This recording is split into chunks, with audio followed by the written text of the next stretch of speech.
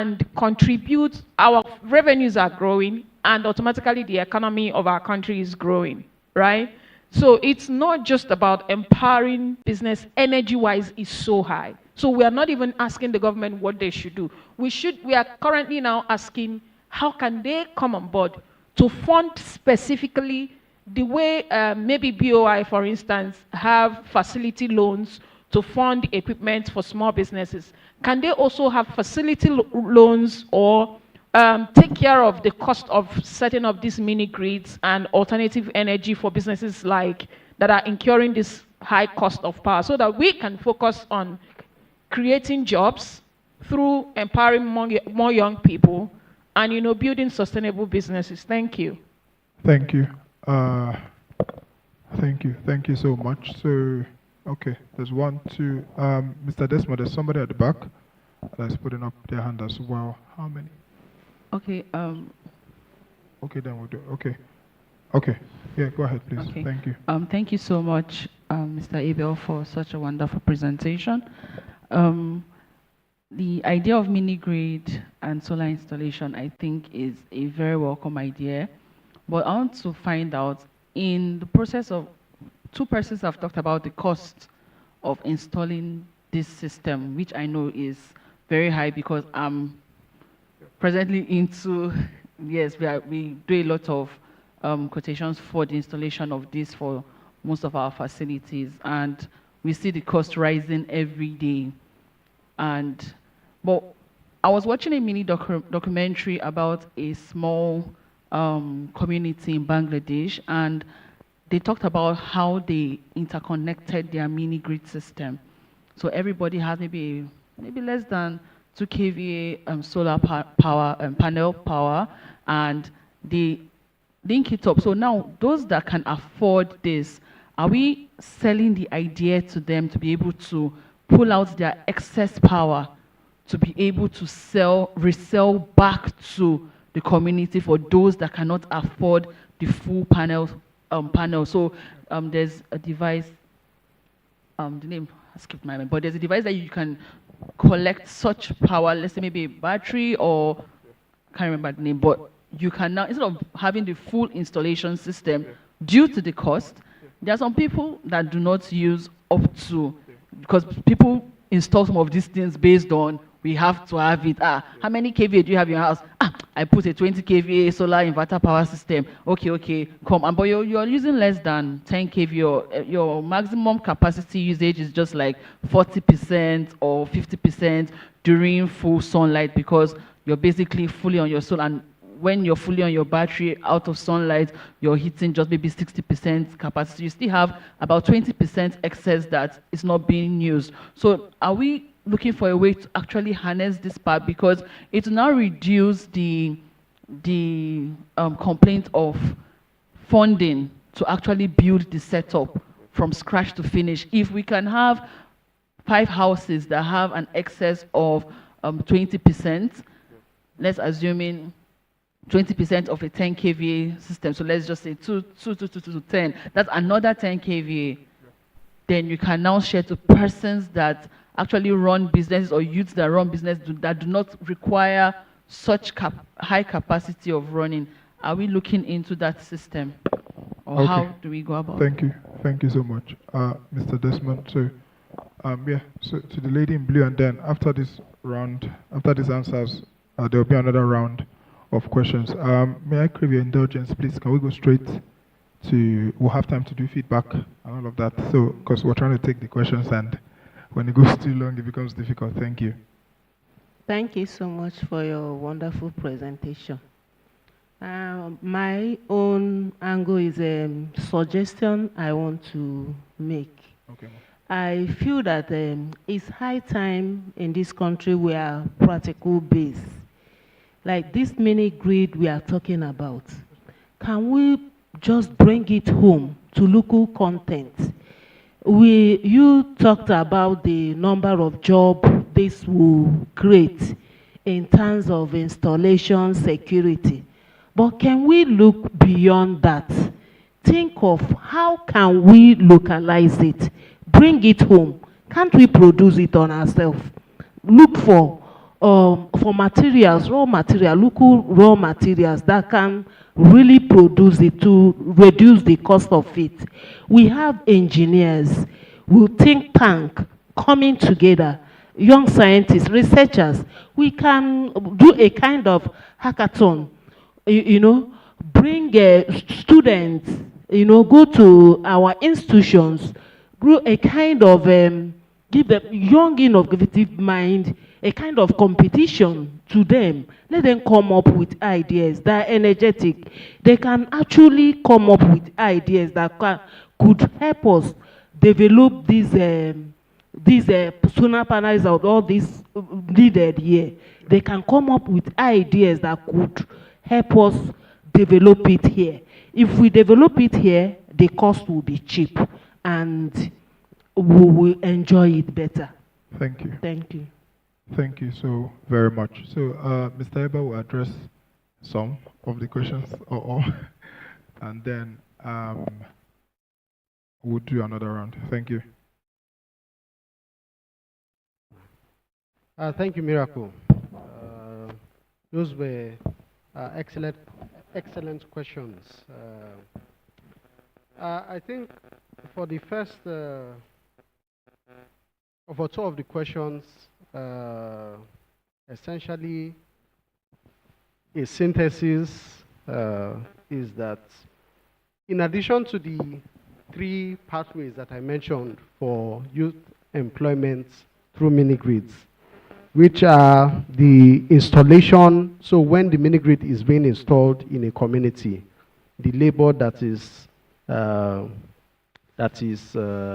paid for or that is employed for that installation. So those that construct the powerhouse, those that are involved in supplying the laborers and all that.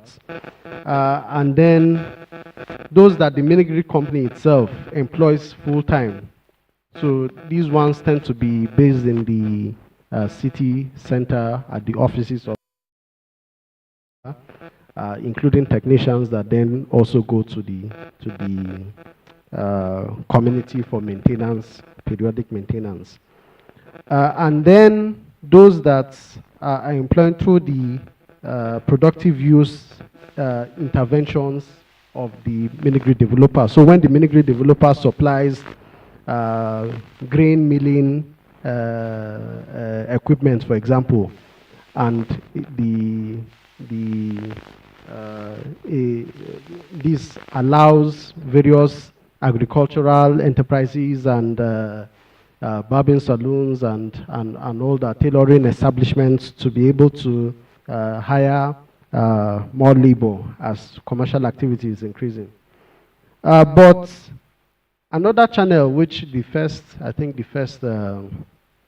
questioner mentioned is the deployment of the technology itself and its impact on the reduction of the cost of electricity for the startup or the company, the MSME that uses that electricity, which enables them to hire more workers, in essence. That would make it the fourth channel. And in these policies, especially those by the Ministry of Power, the REA, you see a lot of focus not only on addressing the energy deficits, but also on bringing down the cost of electricity. I understand that policy and implementation are two different things. And at the moment, what you have is that the key agency driving renewable energy expansion in Nigeria is the Rural Electrification Agency. And the REA currently has just ended a program called the National Electrification Project, which was funded by the World Bank. So a $550 million project that's ended up installing, I think, 135 or so mini-grids in total between 2019 and 2023.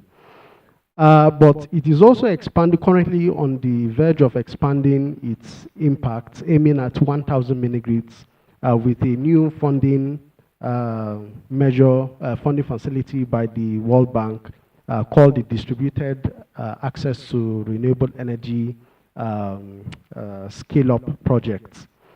And this aims to address both electricity for MSMEs, electricity for rural communities that are off-grid, and even interconnected mini-grids. So those mini-grids that are connected to the national grid, and electricity for other players such as schools, health institutions, and so on. This would be the largest renewable energy project. I think the start-off date was supposed to be August, but it was pushed to September, and it will run for the next, if I'm not mistaken, 3 years at least. So we are hoping that as the REA is pushing, the REA is also developing a new, it was tasked by the Ministry of Power to develop a new electricity policy, electricity plan, which would guide this. And part of its vision is that the existing mini-grids will also scale up. So instead of doing one mini-grid, like a mini-grid developer may have just 15 mini-grids in its pipeline for the next 1 or 2 years. So instead of having that, its vision is that these mini-grid developers will become what it calls renewable energy service companies, RESCOs, so that they can undertake, one mini-grid developer such as Husk Power will be able to undertake 250 megawatts of projects in its pipeline at the same time, rather than the typical 1 megawatt or 2 megawatts at the least.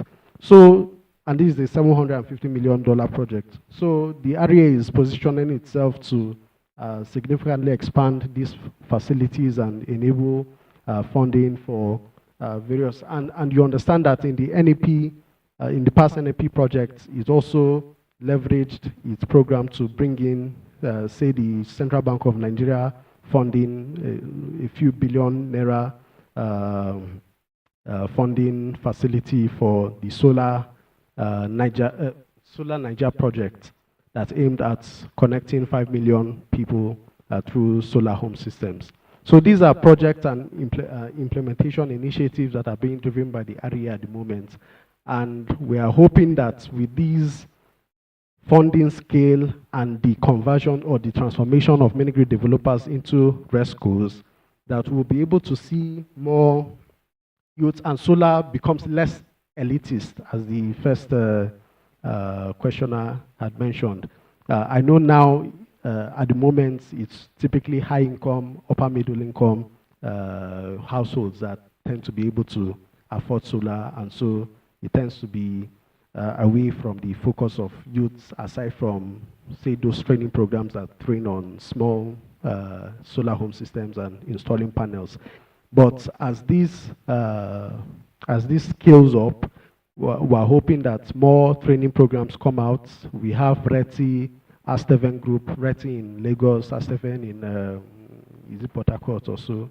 But we're hoping that more training facilities come out. Even Cleantech Hub, we are expanding our solar training, renewable energy training projects. We just completed one with 50 youths aimed at making them mini-grid, making them active in the mini-grid space and seeking work and entrepreneurship in that space. So we're hoping that that expands just as the government is expanding its own. And the REA tends to be, among developers, they rank REA as a very sensitive and very, very inclusive administration, unlike some others. So, so those are, I think, 3 questions I've addressed in terms of the realism, in terms of the costs. There are various funding mechanisms that are coming out by developers or solar companies that enable you to pay instrumentally as a business. We are hoping that more banks, aside from Access Bank and I think FCMB and a few others, also roll out more solar financing, debt financing facilities. So these are facilities that are aimed at MSMEs. When you approach the bank and ask for lending to install a solar system for your business, you can get lending for that. And I think part of it is also an awareness problem, even though the facilities are few. But those are things that the private sector is also undertaking as well. So we are still at the cusp of greatly intensifying these efforts. And yeah, we are hoping that over the next few years, you will see youths will be able to see greater activity in this sector. And the last question about sharing excess power. So there's a feed-in tariff policy framework or regulatory framework that was instituted in 2015. The problem with that is that it was only envisaged to be limited to 2,000 megawatts within the so whatever excess power in total across the national system should be only 2,000 megawatts, and then at the maximum, and then only for when you are feeding in more than 1 megawatt into the national grid. So, and the new technology mesh grids is also emerging that allow you as an office, a building, you'll be able to connect, instead of having one solar system installed on your building, you will have, if you have 4 or 5 buildings, you are able to have a mesh grid that connects to each other so that excess power is being shared between you all, and you don't have to buy just your own solar power. And it's also a cost reduction method as well. So there are various technologies coming out. We have to reform the feed-in tariff system to a net metering system to be more conducive for to make you prosumers instead of just consumers of energy. So I think those are all the questions I've responded to, hopefully. Miracle.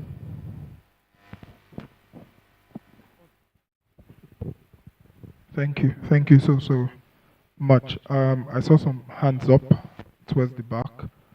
I hope his responses were sufficient enough. Part of what we're trying to do is to gather all of this data, as we've said, and as you've heard our speakers reiterate as well, all of the deliverables from this research is supposed to drive policy, it's supposed to drive advocacy as well, to ensure that this sort of feedback that you're giving is captured in these reports, and then we begin to see practical steps come off all of this research that we're into. Mr. Desmond, could you help me, please? There was a lady at the back that had her hand up. If any other person has a question, please kindly indicate so we can have it captured. Thank you.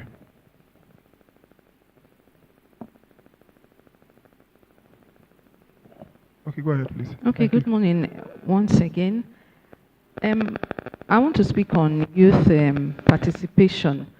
I don't know. Okay, I'm from Community Research and Development Center.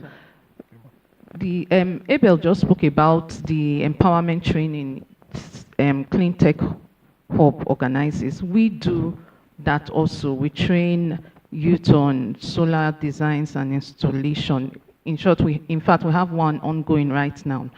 So I know NAPTIN trains technicians. I don't know if there's a way NAPTIN can get those people that have been trained, because the training we give them is basic. They need to know more. So on the renewable energy space, I don't know if NAPTIN does anything as regards that, so that the youths that are trained both by Clean Tech Hub and then all other installers that are into training of youths can thereafter go ahead to NAPTIN and get more training. So I don't know, this is one thing we can consider. Then secondly, this is just a suggestion. Most times when we talk about renewable energy, we leave out energy efficiency. We know how cost intensive it is to install solar mini grids or even our solar home systems. But then, as Madam said, if the equipment you use are not energy efficient, of course it will be very expensive to install a system for you. So you look at most people don't know about this. My boss, for instance, he doesn't run NEPA. If I say NEPA now, I mean on the grid. Yeah. And he has been on solar for over 10 years. So he has a 27 kilowatt system in his house. Of course, he has more than enough. But all his electrical appliances are energy efficient.